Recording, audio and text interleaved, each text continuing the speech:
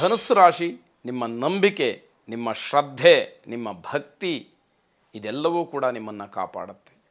ಪ್ರಾಮಾಣಿಕವಾದಂತಹ ಮನಃಪೂರ್ವಕವಾದಂತಹ ಶ್ರದ್ಧೆ ನಿಮ್ಮನ್ನು ಎಲ್ಲ ಕಡೆಯಲ್ಲೂ ಕೂಡ ಗೌರವಾನ್ವಿತರನ್ನಾಗಿ ಮಾಡ್ತಕ್ಕಂಥದ್ದಾಗುತ್ತೆ.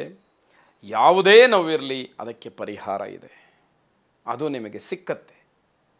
ಅದು ನಿಮ್ಮ ನಂಬಿಕೆಯ ಆಧಾರದ ಮೇಲೆ ನಿಂತಿರುವಂಥದ್ದು. ಬಯಸದೇ ಬಂದಂತಹ ಭಾಗ್ಯ ನಿಮ್ಮದಾಗುತ್ತೆ.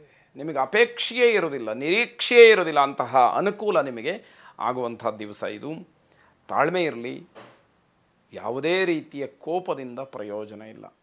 ನಿಮಗೆ ಸಿಟ್ಟು ಬರುತ್ತೆ, ಅದನ್ನು ಸಾತ್ವಿಕ ಕೋಪ ಅಂತ ಹೇಳಿ ನಾವು ಉಲ್ಲೇಖ ಮಾಡ್ತೀವಿ. ಆ ಸಿಟ್ಟನ್ನು ಯಾರ ಮೇಲೂ ಕೂಡ ತೀರಿಸ್ಕೊಳ್ಳೋಕ್ಕಾಗೋದಿಲ್ಲ. ನಿಮ್ಮಷ್ಟಕ್ಕೆ ನೀವೇ ಅದನ್ನು ಅನುಭವಿಸ್ಬೇಕು. ಪ್ರಯೋಜನ ಏನು? ಹಾಗಂತ ಬೇರೆಯವ್ರ ಮೇಲೆ ಸಿಟ್ಟು ಮಾಡಬೇಕು ಅಂತಲ್ಲ.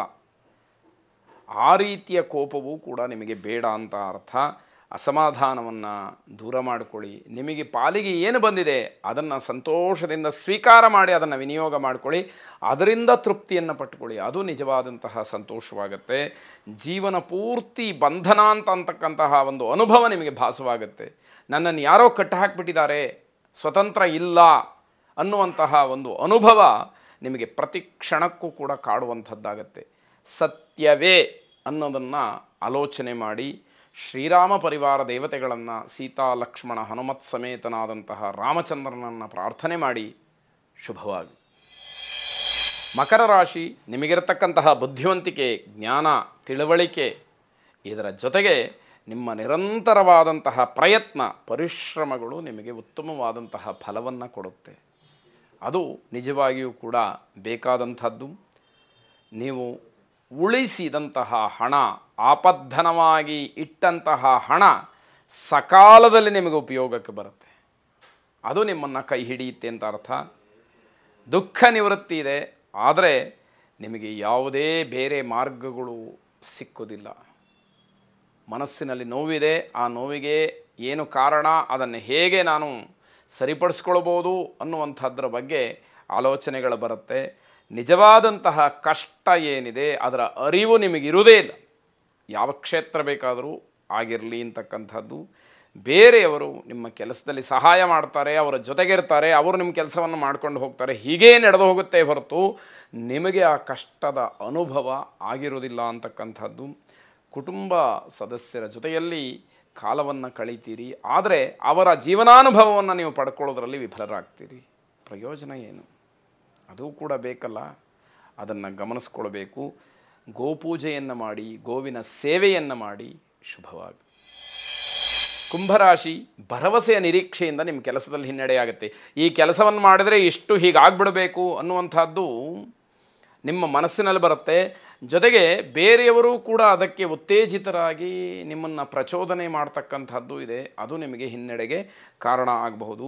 ಆರ್ಥಿಕವಾಗಿ ಸಮಸ್ಯೆ ಇಲ್ಲ, ನೀವು ಸ್ವಯಂಕೃತವಾಗಿ ಯಾವ ಸಮಸ್ಯೆಯನ್ನು ತಂದಿಟ್ಕೊಳ್ಬೇಡಿ, ಅದು ಬೇಡ ಅಂತ ಅರ್ಥ. ಆಹಾರಕ್ಕಾಗಿ ನಿರೀಕ್ಷೆಯನ್ನು ಮಾಡ್ತಾ ಇದ್ದಂತಹ ನಿಮಗೆ ತೊಂದರೆ ಸೂಚನೆ ಆಗುತ್ತೆ. ಸಕಾಲದಲ್ಲಿ ಭೋಜನ ಸಿಕ್ಕದೇ ಇರಬಹುದು, ಅಥವಾ ಊಟ ತಿಂಡಿಗೋಸ್ಕರವಾಗಿ ಕಷ್ಟಪಡಬೇಕಾಗಬಹುದು ಅನ್ನುವಂಥದ್ದು ಅರ್ಥ ಆಗಬೇಕು. ಆತುರವಾದಂತಹ ತೀರ್ಮಾನದಿಂದ ತೊಂದರೆಯಾಗುತ್ತೆ. ಹಾಗಾಗಿ ನಿಧಾನವಾಗಿ ಆಲೋಚನೆ ಮಾಡಿ ತೀರ್ಮಾನವನ್ನು ಮಾಡಿ. ನಿಮ್ಮನ್ನು ಯಾರೂ ಕೂಡ ಮೋಸ ಮಾಡೋದಕ್ಕೆ ಈ ದಿವಸ ಆಗೋದಿಲ್ಲ.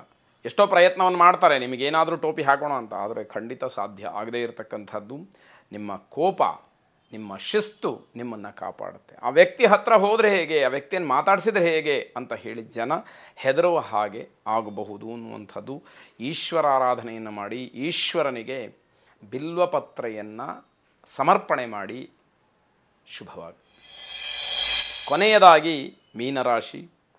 ಮೀನರಾಶಿಯವರು ನಿಮಗೆ ಪ್ರಿಯವಾದಂತಹ ವಿಚಾರದ ಚಿಂತನೆಯಲ್ಲಿ ದಿವಸವನ್ನು ಕಳೀತೀರಿ. ಯಾವ ವಿಷಯದಲ್ಲಿ ನಿಮಗೆ ಹೆಚ್ಚು ಆಸಕ್ತಿ ಇದೆಯೋ, ಪ್ರಿಯವಾಗಿದೆಯೋ ಅಂತಹ ವಿಷಯಗಳನ್ನೇ ಮತ್ತೆ ಮತ್ತೆ ನೀವು ಜ್ಞಾಪಿಸ್ಕೊಳ್ತಕ್ಕಂಥದ್ದು. ಅದರಿಂದ ಸಮಯ ಹೋಗಿದ್ದು ಗೊತ್ತಾಗದೇ ಇರುವಂಥದ್ದು. ದುಶ್ಚಟಗಳು ಇರತಕ್ಕಂಥವ್ರು ಅದರಿಂದ ದೂರ ಇರಬೇಕು. ದೊಡ್ಡದಾದಂತಹ ತೊಂದರೆಯ ದಿವಸ ಇದು.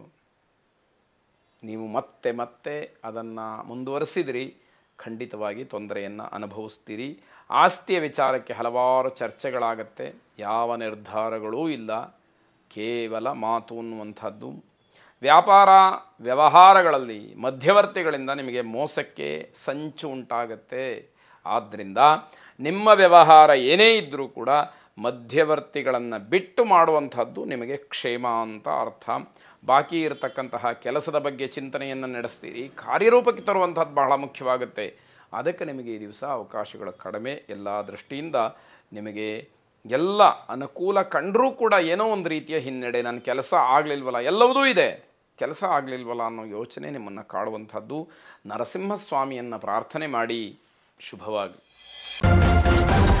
ನ್ಯೂಸ್ ಫಸ್ಟ್ ನಿರ್ಭೀತಿಯಿಂದ ನಿಮ್ಮ ಪರವಾಗಿ.